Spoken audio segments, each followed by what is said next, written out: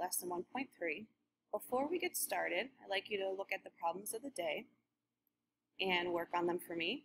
First one says error analysis. Describe and correct the error in evaluating the powers shown at the right.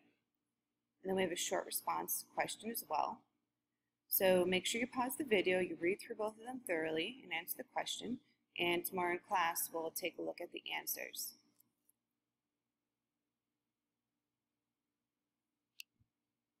Alright, so today's lesson is 1.3, solve linear equations. Remember, chapter 1 is still a review all of Algebra 1. So in lesson 1.2, we talked about evaluating expressions. Now we're going to jump up a step and talk about equations with an equal sign. So take a look at your definitions here. Equation, a statement that two expressions are equal. Linear equation, an equation that can be written in the form ax plus b equals 0, where a and b are constants and a cannot equal 0. All right, so we have an x to the first power, a coefficient in front of the x, and some constant equal to 0. A cannot be equal 0. If we plug in 0, the x variable goes away. Just another little mathematical restriction. So your solution is when substituting the number for the variable, it will result in a true statement. Equivalent equations, two equations that have the same solution. All right, so transformations that produce equivalent equations. All right, we have the four basic properties when you solve. Addition property, now we're adding of equality because you want them to be equal. So if you start off with a problem a equals b, then a plus c equals b plus c. Subtraction property of equality. If a equals b, then a minus c equals b minus c. Once again, you're subtracting from them. Multiplication property of equality. A equals b and c does not equal 0, then a times c equals b times c. And division property of equality. If a equals b and c does not equal 0, then a divided by c equals b divided by c. Pretty much all properties of equality, these four that you see here, you do when you solve an equation. You just don't think of a formal name of them. Now in Algebra 2, I'm giving you a formal name. So if you add something in both sides, it's addition property of equality. If you subtract something from both sides, it's subtraction property of equality. If you divide something by both sides, division property of equality. And if you multiply something by both sides, it's multiplication property of equality. So that's all they stand for. Just fancy terms for them. All right, so using those properties, we're going to solve example 1. Solve the following equations by using the addition, subtraction property of equality. All right, take a minute and try to solve them yourself. Okay, so when we solve example 1a, let's take a look at the problem. X plus 8 equals 11. Now, we're going to use either the addition or subtraction property of equality. All right, I also like to do something called transposing, which I'm pretty sure you guys are familiar with. But anyway, let's talk about in property terms first. If I have a plus 8 attached to the x, I have to subtract 8 from both sides. All right?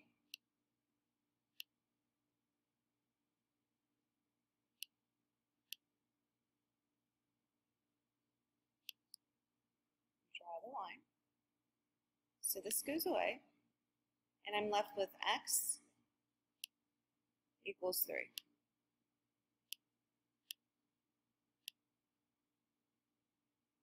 Okay. Pretty basic algebra problems that we've done so far in math.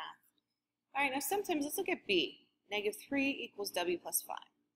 5, positive 5 is attached to w. So opposite operation, subtraction property of equality, if you want to get technical, is you subtract 5 from both sides. Draw your line.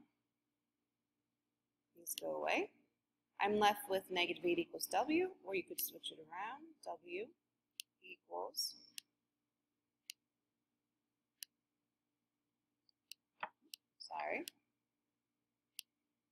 negative 8.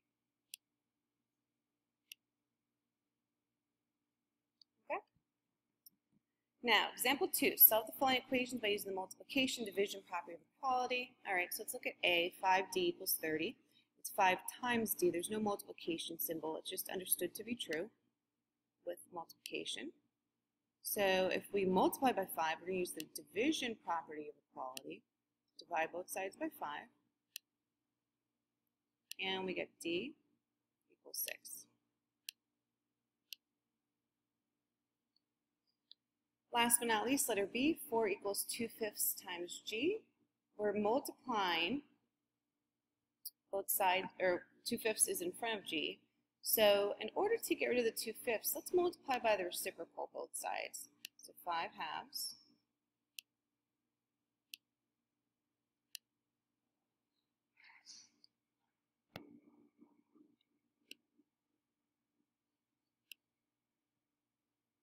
So we multiply both sides by 5/2. Multiplying by the reciprocal. So our fractions over here go away, which gives us just G. And if we multiply here, I like to simplify. If I cross cancel, 4 and 2 both have 2 in common, so that's going to become a 1. 4 divided by 2 is 2. So if I multiply across, I get 5 times 2, which is 10 over 1, or just 10. So G equals 10. Now don't forget, anytime you solve a problem, especially on a quiz or test, check your work. Plug your answers back in, make sure they check out.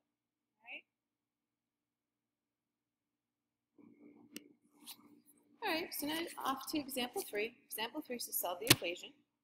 Alright, so now we have a two-step equation. We're going to use all 4 properties to solve.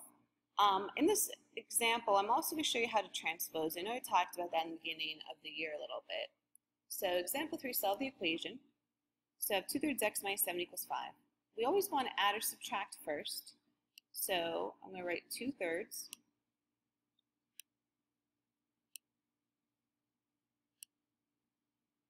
x.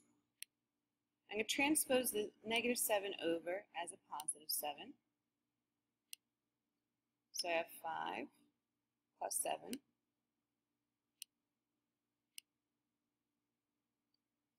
So I get 2/3 x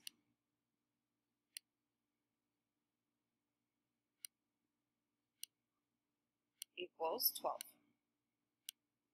Once again, I apologize. At some point, I'll get my skills with using my little keypad on my laptop, or I'll find a little bit better way. So 2/3 x equals 12. Now we're going to multiply by the reciprocal, so 3/2.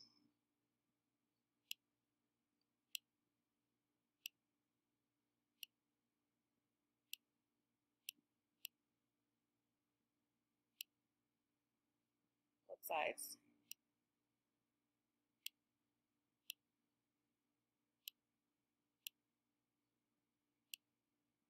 And they cancel out on the left. We get x. Let's cancel.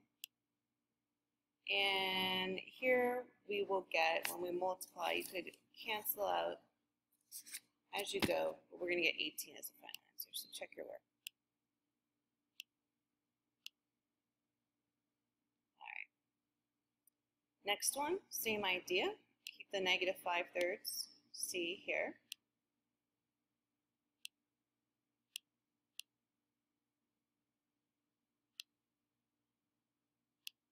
And I transpose, it's a +7, to make sure this is really a plus sign, and there's no symbol in front of it. And you do 22, it's -7 now, because it was a plus, and when you transpose, it becomes a minus.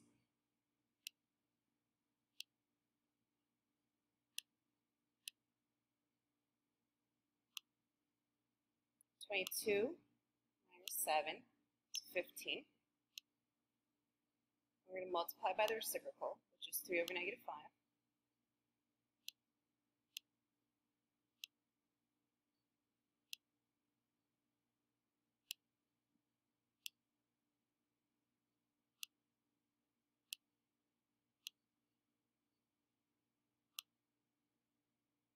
These cancel out. And c equals -9.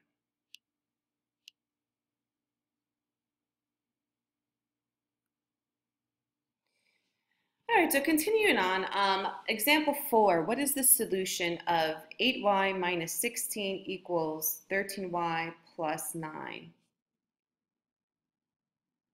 All right, so here we're getting into more like a multi-step equation.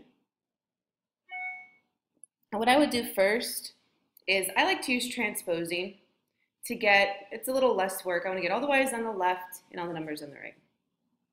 So we'll have 8y minus 13y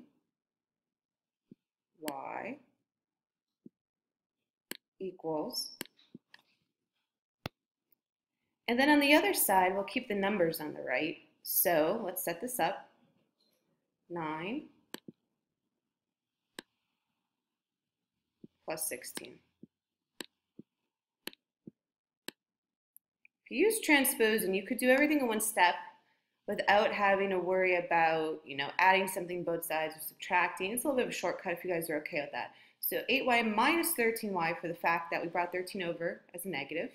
And on the right, we do 9 plus 16. The negative 16 came over as a positive. Okay, so from there, let's simplify. We get negative 5y equals 25. And then when we divide, we get our answer to be y equals negative 5. Okay. Remember, you could always plug in your answers to see how it checks out in the end. Now, in the next one, we have more operations going on. We have distributive property first and combining like terms. So distribute the 4 to both sides over here. That's what I'm going to start with. And I'm going to get 8x minus 36 plus 5x. All right, equals, we distribute on the right, negative 30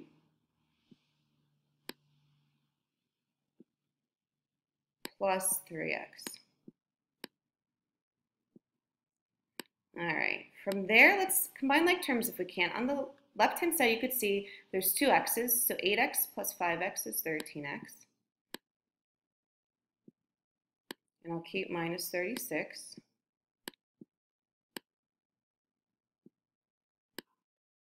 I'm going to rewrite the right-hand side as well because we cannot combine anything on the right.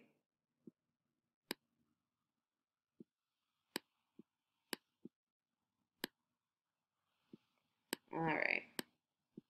Now, I'm going to use transposing because I have x's and numbers on both sides. So I'm going to bring all the x's to the left. 13x stays positive because it's on the left-hand side. Bring over the positive 3x is a minus 3x. And then on the right, I'm going to keep negative 30 where it's at. And bring the negative 36 over as a positive 36. Simplify, I get 10x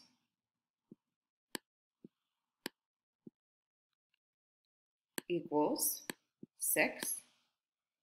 And when we divide by 10, we see it's not a whole number. And sometimes you'll get numbers that are decimals or fractions. That's okay.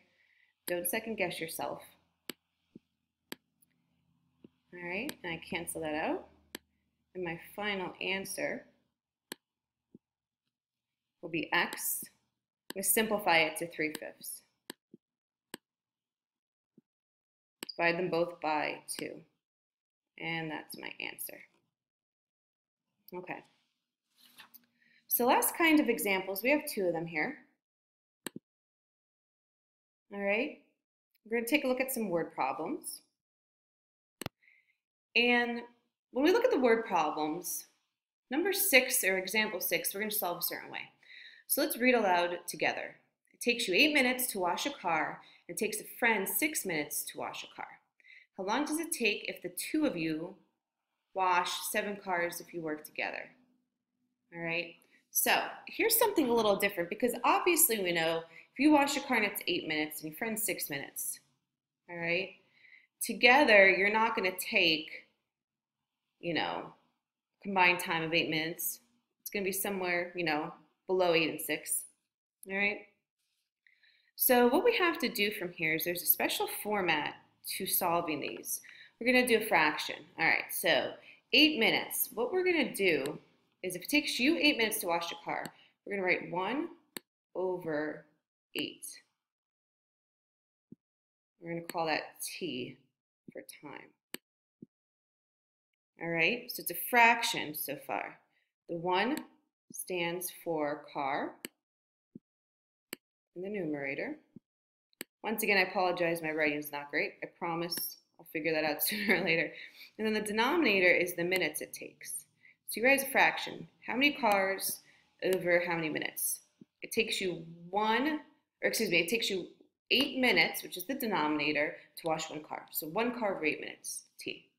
Now, plus, let me fix that plus sign here. Plus, we're going to take care of your friend. Your friend takes 6 minutes to wash a car. So 1 car over 6. All right, so you guys timed it out. You figured out how long it takes you to wash 1 car. All right, make that a T. After the equal sign, the number that you write on the right here is how many cars total you want to do. So we're going to wash 7 cars together. All right.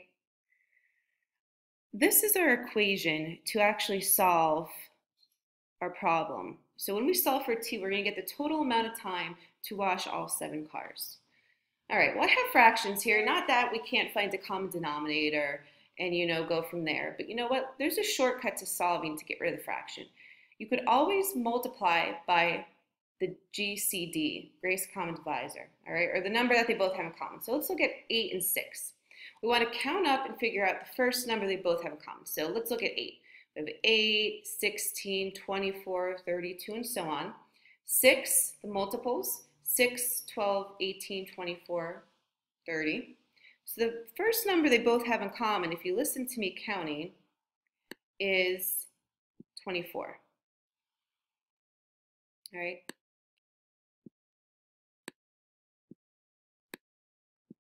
And actually, I might want to backtrack for a minute. I want to find the least common multiple or the least common divisor, LCD. Sorry, I said the wrong one before. But anyway, you're counting up.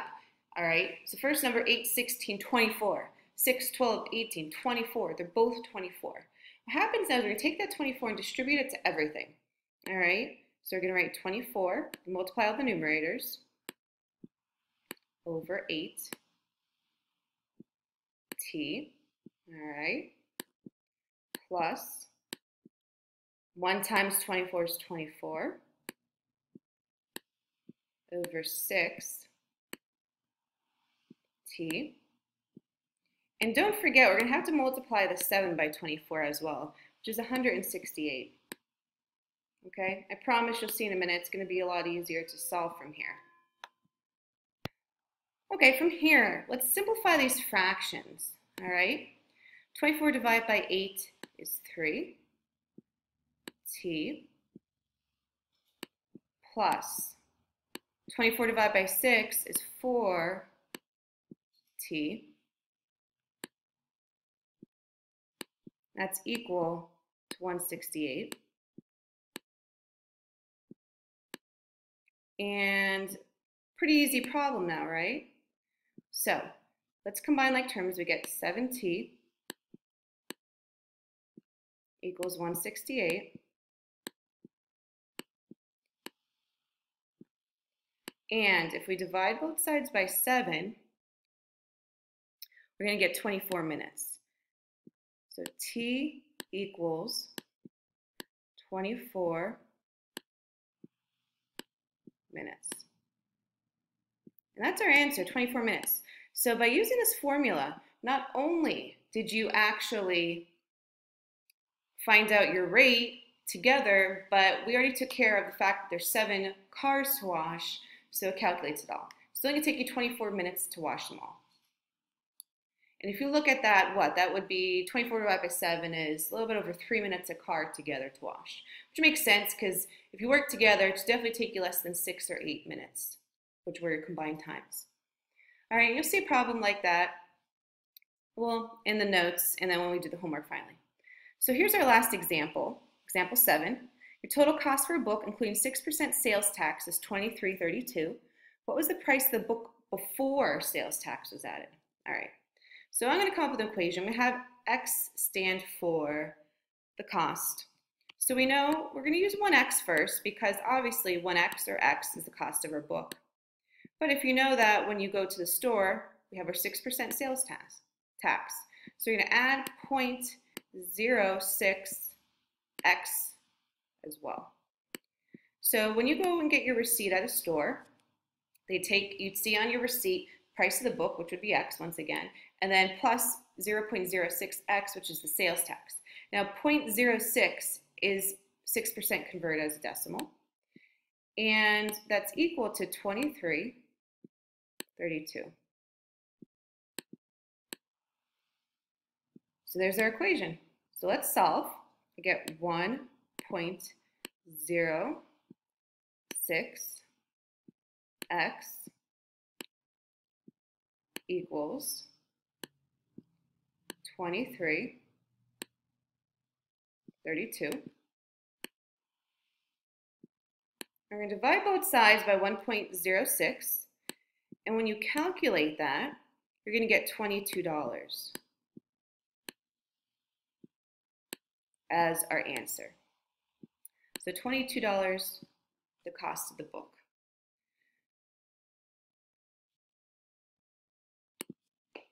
All right, so that's it for lesson 1.3. If we go to the last slide here, here are your problems that you should have in front of you in your packet.